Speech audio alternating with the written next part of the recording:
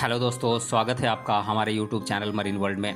दोस्तों, आज के इस वीडियो में मैं आप लोगों को बताऊंगा दरोगा कौन होता है, दरोगा की पावर, सैलरी और सुविधाएं इत्यादि सारी बातों पर मैं चर्चा करूंगा।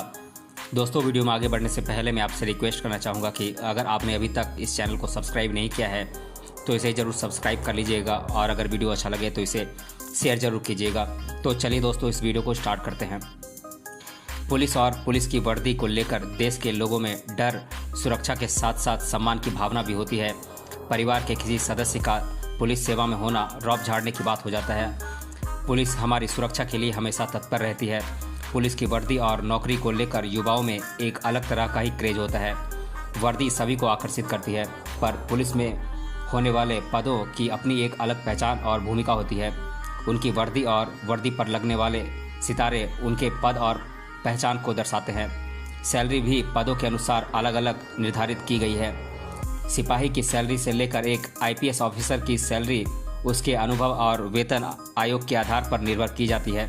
इसीलिए हम आपको आज पुलिस के दो सबसे ज़्यादा चर्चित पदों के बारे में बता रहे हैं। तो आइए जानते हैं एसआई यानी कि सब इंस्पेक्टर और एसपी यानी कि सुपरिटेंडेंट ऑफ पुलिस की क्या भूमिका होती है, कितनी सैलरी होती है, दोनों की वर्दियों में क्या अंतर है, इत्यादि बातें हम जानते हैं। एक पुलिस ऑफिसर का रुतबा देखकर हर कोई हक्का बक्का रह जाता है।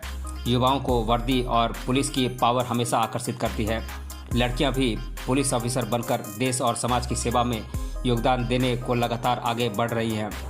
पुलिस की नौकरी में एसपी और एसआई के पदों को लेकर ज़्यादा चर्चा रहती है, लेकिन लोग इसमें ज़्यादातर कंफ्यूज भी हो जाते हैं। अक्सर लोग एसपी और एसआई के मिले जुले नाम के कारण भ्रमित हो जाते हैं और दोनों को समान आंकने लगते हैं, पर दोनों के नाम के साथ साथ काम भी अलग हैं। एसपी या एसएसपी एक जिले का कप्तान होता है, जबकि एसआई किसी भी क्षेत्र की एक चौकी का इंचार्ज होता है। जिले में केवल एक एसपी हो सकता है, जबकि एसआई बहुत सारे होते हैं। अनुभवी एसपी को एसएसपी यानी कि सीनियर सुपरिटेंडेंट ऑफ पुलिस बोलते हैं। पुलिस विभाग में सब इंस्पेक्टर को दरोगा अथवा उप निरीक्षक भी कहा जाता है। सब इंस्पेक्टर या उप निरीक्षक बनने के लिए आपको लिखित परीक्षा के साथ साथ फिजिकल टेस्ट में भी उत्तीर्ण होना आवश्यक होता है। लिखित और फिजिकल टेस्ट उत्तीर्ण होने के बाद आपको साक्षात्कार के लिए बुलाया जाता है। इसके लिए अलग अलग राज्य में समय समय पर भर्ती निकलती है। पुलिस विभाग में उप निरीक्षक बनने के लिए आपको किसी मान्यता प्राप्त विश्वविद्यालय से स्नातक होना होगा और ये अनिवार्य है। पुलिस अधिकारी पद पर जाने के लिए युवाओं को यूपीएससी की परीक्षा देनी होती है। सफल होने पर कैंडिडेट आईपीएस अधिकारी पद पर चुने गए तो उन्हें डीएसपी का पद मिलता है।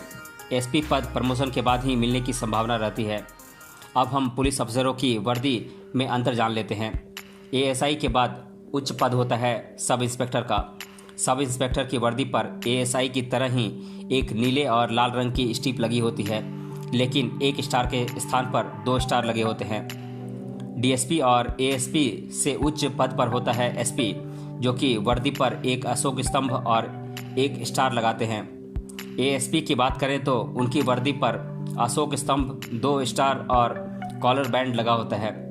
एसपी रैंक वाले आईपीएस अधिकारी स्टार और अशोक स्तंभ के नीचे आईपीएस लोगो पहनते हैं और एसपी रैंक वाले राज्य पुलिस सेवा अधिकारी राज्य के अशोक स्तंभ के नीचे राज्य पुलिस का लोगो पहनते हैं। बड़े पद के साथ बड़ी जिम्मेदारियां भी आती हैं। हर जिले में एक आईपीएस अधिकारी ही पुलिस महकमे का प्रमुख होता है। इसके अलावा क्षेत्र के पुलिस तंत्र में किसी भी प्रकार की खराबी को सुलझाना भी एक पुलिस अधिकारी के कर्तव्यों और जिम्मेदारियों का हिस्सा होता है। एसपी का प्राथमिक कर्तव्य यह सुनिश्चित करना होता है कि उनके अधिकार क्षेत्र में लोग सुरक्षित रहें और जिले में सारे अधिकारी कानून और व्यवस्था बनाए रखने के लिए काम करते रहें। इनकी सबसे महत्वपूर्ण जिम्मेदारियां हैं कि अपराधियों को रोकना, दुर्घटनाओं को रोकना, आपदा संचालन करना, अपराधों की जांच करना, प्राथमिक सूचना रिपोर्ट यानी कि एफआईआर के लिए पंजीकरण कराना और राजनीतिक धार्मिक कार्यों के लिए अनुमति प्रदान करना इत्यादि कार्य एसपी का होता है। बात करें एसआई के कार्य और पावर की, तो मैं बता दूं कि यह एक डेस्क जॉब नहीं है। उम्मीदवार पुलिस कांस्टेबल और अन्य अधिकारियों की टीम का पर्यवेक्षण करेगा। स्थानीय यात्रा करना इस नौकरी का हिस्सा है।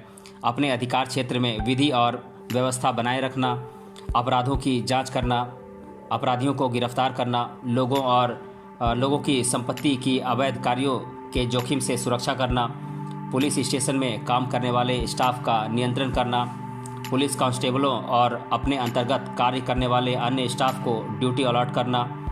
पुलिस सेवा में घर से कार्य करने का विकल्प उपलब्ध नहीं होता है।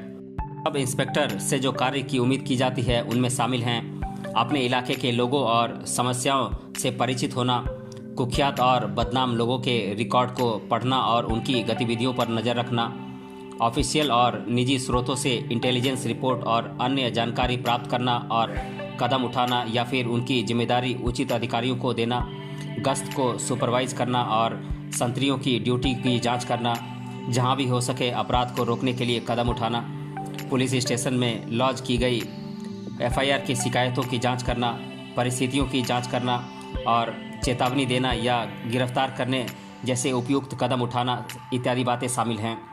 अब हम इनकी सैलरी के बारे में जान लेते हैं। सैलरी पदों के अनुसार अलग अलग निर्धारित की गई होती है। अगर नए कांस्टेबल की बात करें तो वेतन 25 से 26 हज़ार रुपये तक होता है। नए दरोगा का वेतन थोड़ा ज़्यादा होता है, वेतन करीब 35 हज़ार रुपये के करीब होता है। अब बात करते हैं एसपी की। इनकी भी सैलरी पदों के अनुसार अलग अलग तय की गई होती है। इनकी शुरुआती सैलरी 60 से 65 हज़ार रुपये तक होती है, जबकि प्रमोशन होने के बाद 1 से 1.5 लाख तक की सैलरी मिलती है इन्हें। अब हम इन्हें मिलने वाली सुविधाओं के बारे में जान लेते हैं। तो पुलिस सेवा में बड़े अधिकारियों को कार्यालय, आवास, मेडिकल, छुट्टी आदि की सुविधाएं मिलती हैं। अधिकांश जिलों में एसपी आवास बंगले काफ़ी बड़े होते हैं। इनके रख रखाव मेंटेनेंस के लिए बहुत से नौकर भी सरकार प्रदान करती है। इनमें माली, सफाई कर्मी इत्यादि होते हैं।